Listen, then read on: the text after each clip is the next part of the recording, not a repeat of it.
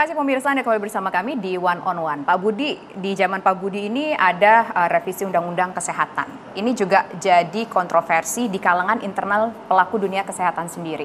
Salah satunya adalah soal dokter impor. Apa urgensinya Pak? Kita ngeimpor dokter.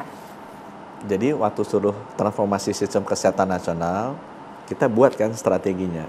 Jadi ada 6 tuh.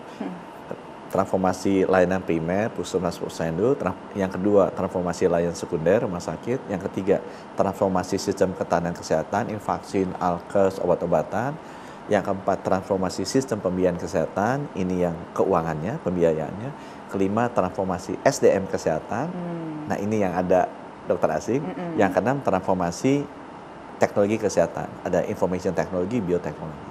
Ini masing-masing ada 10-15 program utama.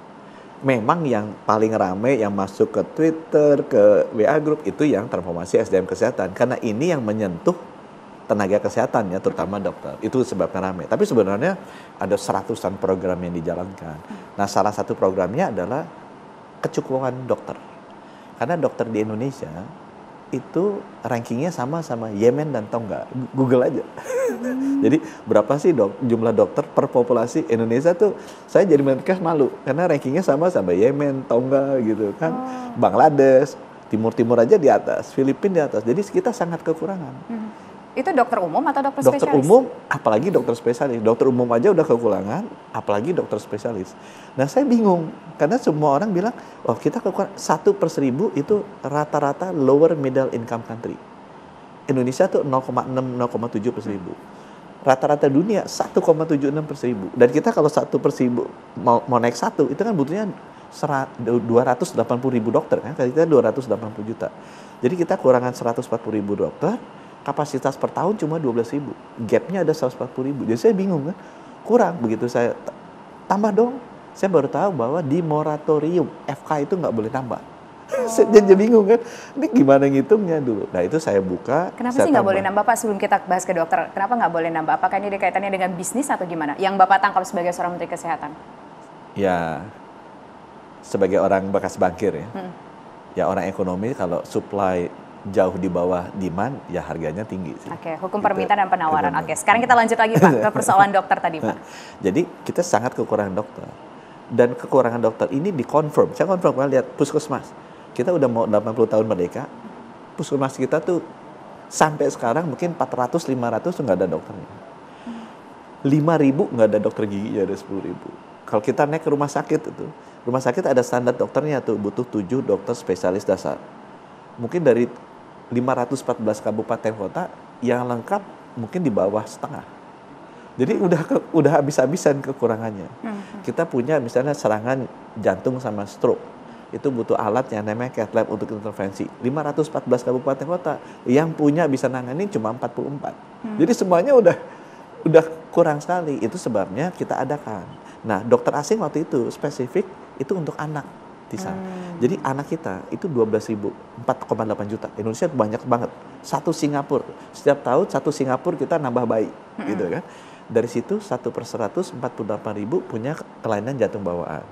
Dari sini 25%, 12.000 itu punya kelainan jantung bawaan kritis. Severe congenital heart disease. Kalau nggak dioperasi setahun bisa wafat. Kapasitas operasi kita cuma 6.000. Saya tanya 6.000-nya gimana? Jawab teman-teman waktu itu, seleksi alam. Jadi wafat tuh 6.000 nggak ketangani. Operasi jantung memang dulu beberapa tahun yang lalu. Dan ini susah sekali kan? Harus nunggu berbulan-bulan Pak. Oh, malah tahunan kalau lihat di harapan kita. Jadi saya bilang, dong meninggal 6.000 anak setiap tahun. Mau bikin tambah dong spesialisnya. 4 tahun kan? Matilah 4 kali 6.000, 24.000. Kalau saya bilang, aduh kalau saya nanti wafat, ditanyakan sama malaikat munkar nakir, udah ngapain aja sebagai Menkes? Waduh, saya takut dibully, takut di medsos nanti dihujat sama teman-teman sejawat, jadi saya nggak berani mutusin. Masuk neraka saya.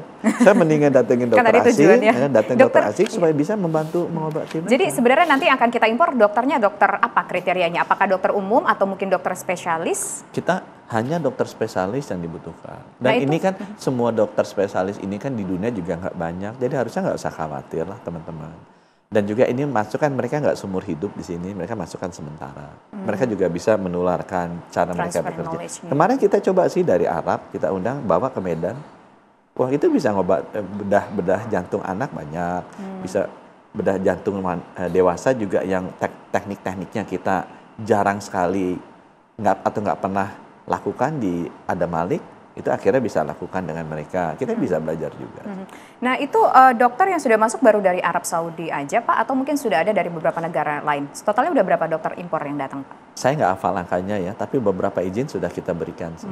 Jadi Salah satunya kan BUMN ingin bangun rumah sakit khusus di KEK di Sanur. Nah itu kita udah kasih izinnya. Mereka boleh masukkan dokter asing juga masuk. Ada batasannya Pak? Ada aturannya ya, dan dokter asingnya diatur berapa lama kerjanya, maksimal kerja berapa banyak, dan mereka nggak boleh praktek mandiri ya, harus praktek di rumah sakit.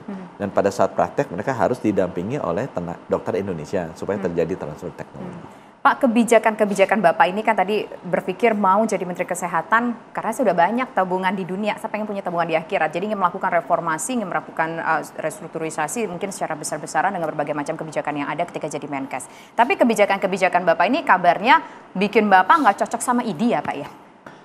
Saya sih nggak cocok ya. Cuma saya merasa bahwa ada beberapa hal yang harusnya dilakukan oleh pemerintah agar kualitas layanan ke masyarakat lebih baik lagi. Contohnya itu tadi. Misalnya kalau dokternya kurang, nah kita harus tambah dong. Kalau misalnya ada sekelompok yang bisa bilang, nggak usah ditambah, ngapain sih ditambah, masalahnya distribusi.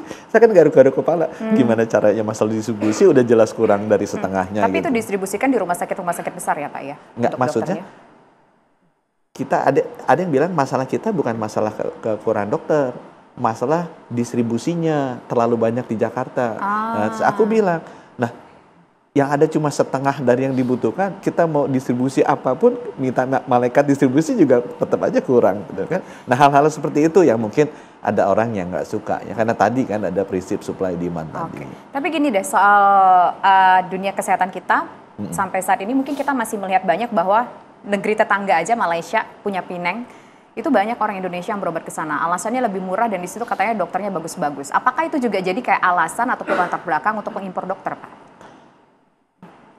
Dokter, media, bankir itu punya kesamaan. Dia akan ada profesi itu kalau masyarakat percaya. Betul kan? Kalau masyarakat udah nggak percaya sama TV One, nggak ada yang dengar, TV One juga tutup kan? Masih percaya, alhamdulillah. Dia masih percaya. Nah, saya juga sebenarnya itu tugas saya. Kalau sampai masyarakat kaya ke luar negeri, saya nggak terlalu takut. Kalau sampai masyarakat menengah udah ke Malaysia, ke Penang, itu saya khawatir. Artinya apa? Dia nggak percaya sama dokter di Indonesia kan? Nah, saya mungkin kalau saya dokter, saya akan susah mengakui itu. Ya wajar lah, saya sangat manusia. Tapi saya sebagai orang luar, Menteri Kesehatan, saya khawatir tuh. Kalau orang-orang Indonesia golongan menengah sudah mau nyebrang karena bilang, oh di sana saya bisa sembuh. Oh di sana kasih obat cuma 1 sembuh, di sini kasih obat 100 dan mesti dioperasi, di sana nggak usah sembuh. Itu kan ada masalah trust kan. Nah kalau ini nggak kita tangani dengan baik, nanti profesi ini akan kehilangan kepercayaan publik. Itu yang saya bilang harus hati-hati. Nah itu sebabnya kita benar-benar harus memperbaiki diri, introspeksi. Mungkin nggak seneng kan orang diberitahu bahwa harus memperbaiki diri. Tapi saya sebagai orang luar dengan niat tulus bilang, nggak bisa begini. Kita harus segera memperbaiki sistem kesehatan kita sehingga orang-orang masyarakat Indonesia percaya kembali, merasa lebih nyaman untuk dirawat di Indonesia. Oke. Kalau itu kan kaitannya mau membangkitkan trust masyarakat Indonesia supaya udah jangan berobat di luar negeri, Indonesia juga kita berobatnya bagus gitu. Tapi ada nggak Pak hitung-hitungan sebagai bankir begitu? Dulunya sebagai bankir, hitung-hitungan berapa sih uang yang keluar kalau orang banyakkan berobat ke luar negeri sejauh ini? Sudah ada datanya? Udah ada 100 triliunan. 100 triliun. Itu jadi kalau saya bilang ke teman-teman dokter, kalau kita bawa dokter-dokter asing gitu sehingga membuat kepercayaan masyarakat yang keluar tadi balik. Kan seenggaknya 50 triliun aja balik, itu dibagi-bagi buat kita bersama kan bagus sebenarnya dari sisi income. Nah Pak, terus kalau misalkan bicara soal kebijakan lainnya juga yang dirasa mungkin agak kurang populer bagi kaum internal, mungkin juga yang terkait di sana adalah soal izin STR Dulu kan harus diperpanjang sekian periode tertentu, tapi sekarang katanya bisa berlaku selamanya. Ini kan juga katanya dapat resistensi ya, Pak ya? Jadi izin STR dulu banyak dihujat karena mau dibikin seumur hidup dan diambil Kemenkes. Ya. Sekarang semuanya senang. Cuma kalau senang mereka nggak muji, mereka diam. Tapi saya udah ketemu sama banyak dokter di daerah. Semua senang karena STR seumur hidup dan dipegang Kemenkes. Karena lebih cepat, lebih transparan. Digital dapat. Yang sering dikritik, SIP. Dulu kan dihujat. Sekarang kalau ditanya dokter dari bawah, senang. Kenapa? Nggak usah butuh rekomendasi dari organisasi profesi. Nggak usah bayar-bayaran yang nggak jelas untuk dapetin SIP. Nggak usah kalau masuk daerah tertentu butuh rekomendasi dan dihambat-hambat. Mereka senang semua. Cuma dulu menghujat, sekarang tidak memuji aja. Tapi kalau ditanya senang. Apalagi dulu ada satuan kredit profesi untuk pembelajaran. Kenapa ditarik Kemenkes? Sistemnya jelek. Sekarang begitu udah diperbaiki, semua dokter di Papua bisa belajar tanpa harus datang ke Jakarta dan jauh lebih murah. Seneng kalau aku tanya orang-orang. Ya, tapi yang diingat adalah yang dulu.